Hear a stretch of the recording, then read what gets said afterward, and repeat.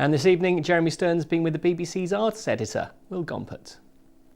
This Hidden Oxfordshire series has been a real eye-opener into some parts of the county that I didn't know about, and perhaps you didn't know about either. There's one more place to show you.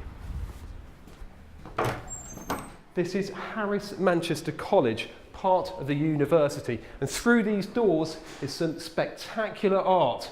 But don't take my word for it.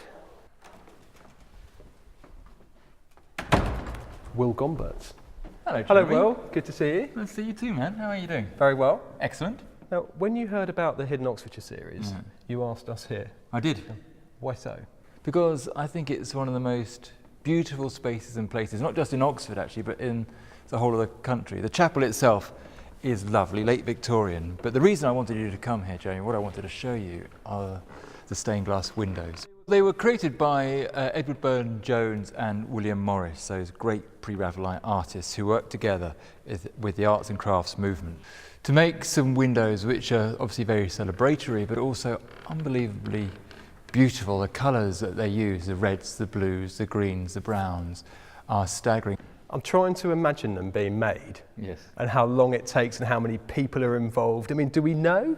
We know stained glass windows are a difficult thing to do and you can get them wrong, so sketches are made first and you go through the whole process of making. Suffice to say, Jeremy, that they were alive, both the men were alive when they started, and by the time this lot was finished, they were both dead.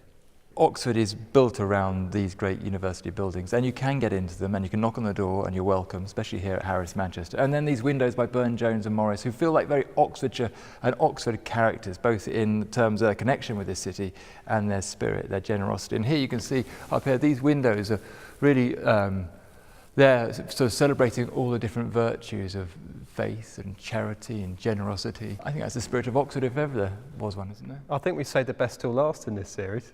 Thank you very much, Will. Jeremy, it's an absolute pleasure. Well, that's it for Hidden Oxfordshire on BBC South today. But you can see all the pieces back online, and we also want to know about other hidden places that we haven't got to this time round. There's so much more to find.